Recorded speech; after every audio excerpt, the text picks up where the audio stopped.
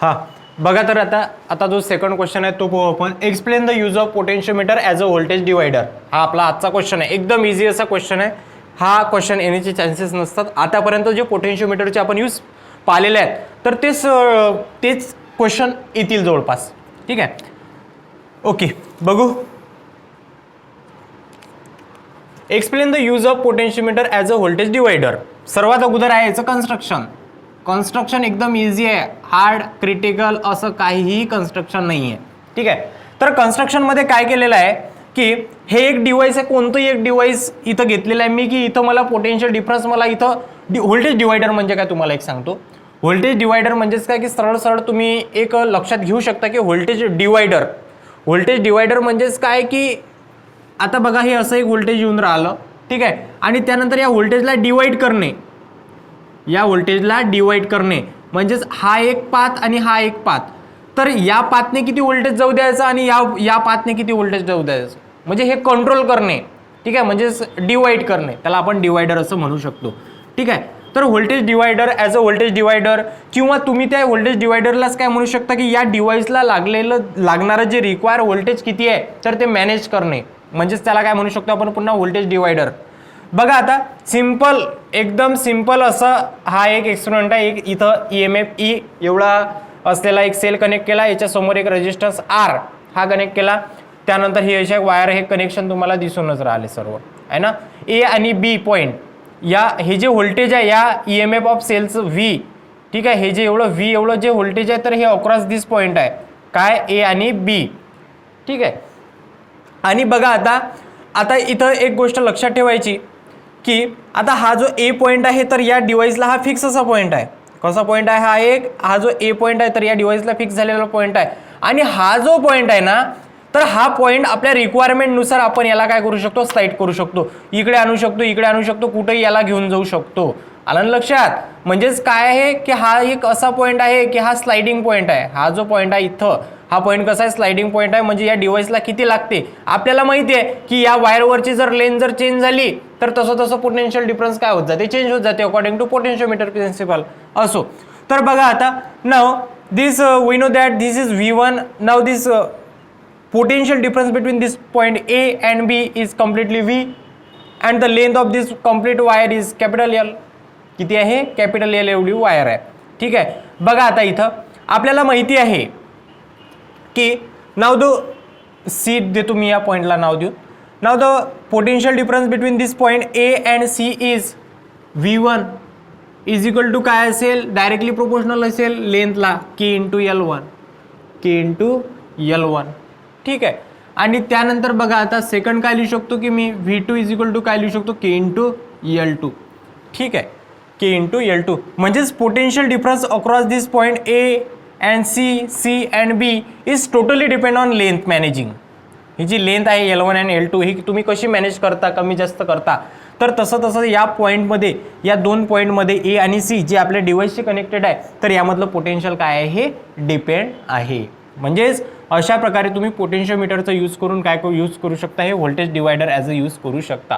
कारण काय आहे की V1 is equal to KL1, V2 is equal to K into L2, किंवा याला सरळ लिहू शकतो की मी V1 upon V2 is equal to L1 upon L2. ठीक आहे, म्हणजेच तुम्हाला आता इथं V1 म्हणजेच काय की potential difference across this point तुम्हाला किती पाहिजे, V1 इज इक्वल टू काय लिहू शकता मग तुम्ही L1 upon L2 into V2. ठीक आहे, तर अशा प्रकारे तुम्ही इथं पोटेन्शियल किंवा काय लिहू शकता याला की V2 इज इक्वल टू काय लिहू शकतो मी पुन्हा V2 is equal to L1 नाही V2 इज इक्वल टू लिहू शकतो मी इथं L2 upon L1 into V1. ठीक आहे, तर अशा प्रकारे हे सर्व काय आहेत, फॉर्म्युले आहेत कशाचे, potential difference across this point A आणि C कॅल्क्युलेट करण्याचे. ठीक आहे, तर यावरून तुम्ही पोटेन्शियल डिफरन्स काय करू शकता, ठरवू शकता की तुम्हाला किती पाहिजे. मग त्याच्यासाठी हे डायरेक्टली प्रोपोर्शनल कशाला आहेत, या लेंथला. कशाला प्रोपोर्शनल आहेत, हे या लेंथला प्रोपोर्शनल आहेत दोन्ही हे पोटेन्शियल डिफरन्स. अशा प्रकारे तुम्ही हे जे व्होल्टेज आहे, व्होल्टेज डिवायडर ॲज अ व्होल्टेज डिवायडर तुम्ही इथं as a potentiometer, this potentiometer काय करू शकता तुम्ही इथं यूज करू शकता. ठीक आहे, अशा प्रकारे हा झाला हा एक एक्सपेरिमेंट. ओके, पोटेन्शियोमीटरचे आता बघा काही यूज आहेत तर ते मी तुम्हाला रीड करून सांगतो. Explain the use of potentiometer for audio control. ठीक आहे. ऑडिओ कंट्रोलसाठी तुम्ही पुन्हा हा जो पोटेन्शियोमीटर आहे हा कसा यूज करू शकता. In modern low power audio system, both sliding factors and rotary potentiometers knobs are used for frequency attenuation. frequency attenuation म्हणजेच काय, frequency attenuation म्हणजेच काय की त्यामधले जे अनवॉन्टेड सिग्नल आहेत ते काढून टाकणे, म्हणजेच फ्रिक्वेन्सीला मॉडिफाय करणे. Loudness control and for controlling different various characteristics of audio signal. ठीक आहे. तर ऑडिओ कंट्रोलमध्ये पण कशाचा यूज होतो, या पोटेन्शियोमीटरचा यूज होतो, एवढं लक्षात ठेवायचं. पुढे explain the use of potentiometer as a sensor. Potentiometer is also use for sensor, म्हणजे motion sensor for moving part of machine as follows. ठीक आहे. तर पुन्हा ॲज अ सेन्सर म्हणून पण हे यूज होते. Slider of potentiometer is connected to the moving part of machine. हा स्लाइडरच आहे, हा जो पॉईंट आहे एवढा हा काय स्लाइडर आहे. Slider of potentiometer is connected to the moving part of machine. A small displacement of the moving part causes change in potential difference. बरोबर आहे. म्हणजेच काय की इथून पहा हे जे स्लाइडिंग आहे, तर ही स्लाइडिंग काय डिसाईड करते की पोटेन्शियल डिफरन्स सरळ सरळ. ही जी स्लाइडिंग आहे तर ही स्लाइडिंग काय डिसाईड करते, पोटेन्शियल डिफरन्स डिसाईड करते. म्हणजे इकडे जर आणली तर इकडे हे पोटेन्शियल डिफरन्सवर सरळ सरळ फरक पडतो. का बरं, तर ही जी लेंथ L1 आहे, ही जी लेंथ L1 आहे तर हे डिसाईड करते V1. काय डिसाईड करते, हे V1 डिसाईड करते. त्यामुळेच काय की a very small change in L1 causes the change in potential difference. ठीक आहे. म्हणजे ॲज अ चेंजेस म्हणजे मुवमेंट पण काय ॲज अ सेन्सर म्हणून यूज होतात, मुवमेंट. ठीक आहे. हे जे स्लाइडर आहे तर हा पोटेन्शियल डिफरन्समध्ये चेंज आणतो. A small displacement of moving part of causes change in potential difference. The change in potential difference is amplified and calibrated in terms of displacement of moving part. ठीक आहे. म्हणजे as a sensor म्हणून हा use होतो. तुम्हाला हे सरळ सरळ क्वेश्चन कसे विचारले जातील, सरळ सरळ की what are give any two advantages म्हटल्यापेक्षा युजेस ऑफ द पोटेन्शियोमीटर सरळ सरळ लिहून घ्यायचं, ऑडिओ कंट्रोल आणि त्यानंतर हे सेन्सर म्हणून. ठीक आहे. डिसॲडव्हान्टेजेस बघा आता याचे पुन्हा काय, state the advantages and disadvantages, किंवा त्याला आपण मेरिट्स आणि डिमेरिट्स पण म्हणतो. पाहू आता आपण सर्वात अगोदर मेरिट्स म्हणजे कोणत्याही गोष्टीच्या अगोदर पॉझिटिव्ह पॉईंट आपण कलेक्ट करू. Potentiometer is more sensitive okay than voltmeter. व्होल्टमीटरपेक्षा जे पोटेन्शियोमीटर आहे तर हे सेन्सिटिव्ह आहे, म्हणजे जे मिळणारे रेडिंग असतील पोटेन्शियोमीटरमध्ये तर ते ॲक्युरेट, व्हेरी ॲक्युरेसी ही ॲज कम्पेअर टू व्होल्टमीटर काय आहे पोटेन्शियोमीटरमध्ये जास्त आहे. पोटेन्शियोमीटर आणि व्होल्टमीटरचं फंक्शन एकच आहे, व्होल्टेज कॅल्क्युलेट करणं, म्हणजेच पोटेन्शियल डिफरन्स कॅल्क्युलेट करणं कोणतेही दोन पॉईंटमधला. Potentiometer can measure potential difference as well as EMF of a cell, where voltmeter can measure only potential difference between 2 points, it cannot measure EMF of cell. पहा potentiometer काय काम करू शकते आणि व्होल्टमीटर काय काम करू शकते, तर व्होल्टमीटर हा फक्त आणि फक्त पोटेन्शियल डिफरन्सच कॅल्क्युलेट करेल. पण पोटेन्शियोमीटरचे मल्टी युजेस आहेत. पहिला आहे की तो पोटेन्शियल डिफरन्स कॅल्क्युलेट करतो. सेकंड काय आहे की तो internal resistance of the cell पण कॅल्क्युलेट करू शकतो, याच्या अगोदरचा क्वेश्चन पाहिला. आणि त्यानंतर पुन्हा जे अननोन व्हॅल्यूची जे सेल असतील तर त्यांचा EMF पण कॅल्क्युलेट करते. पुढे we can measure very small potential difference by using potentiometer. Voltmeter cannot measure small potential difference with accuracy. बघा आता इथं आणखी एक काय आहे अप्लिकेशन, पुन्हा एक अप्लिकेशन काय आहे याचं, की जो एक स्मॉल पोटेन्शियल डिफरन्स असेल, म्हणजे जो एक स्मॉल व्होल्टेज असेल 1 व्होल्टपेक्षा पण कमी व्होल्ट, हे पुन्हा पोटेन्शियोमीटर व्हेरी ॲक्युरेटली काय करू शकते, कॅल्क्युलेट करू शकते. व्होल्टमीटर ते कॅल्क्युलेट करू शकत नाही. हे झाले ॲडव्हान्टेजेस कशाचे, पोटेन्शियोमीटरचे ओव्हर व्होल्टमीटर, म्हणजेच व्होल्टमीटरच्या तुलनेत पोटेन्शियोमीटरचे ॲडव्हान्टेजेस. डिसॲडव्हान्टेजेस बघू आता पोटेन्शियोमीटरचे काय आहे, तर पोटेन्शियोमीटर इज नॉट पोर्टेबल, म्हणजे हे जे पोटेन्शियोमीटर आहे तर हे खूप मोठी अरेंजमेंट असते, त्यामुळे ते आपण इकडून तिकडे ते घेऊन जाऊ शकत नाही. Direct measurement of potential difference or EMF is not possible. Direct measurement potential डिफरन्सचा आणि EMFचं हे पॉसिबल नाही आहे, आपल्याला ते फॉर्म्युल्यांवरूनच कॅल्क्युलेशन करून कॅल्क्युलेट करावं लागते. पण व्होल्टमीटरमध्ये डायरेक्ट जर आपण समजा कनेक्ट केल्याबरोबर व्होल्टमीटरमध्ये आपल्याला रीडिंग मिळते.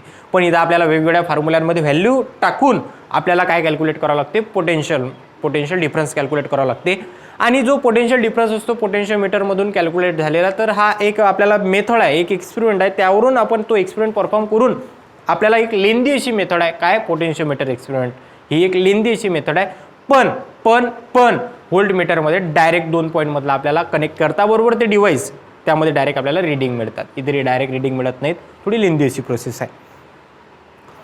नोट आहे एक थोडी, to measure small potential difference least count of potentiometer is decrease by increasing the length of potentiometer wire.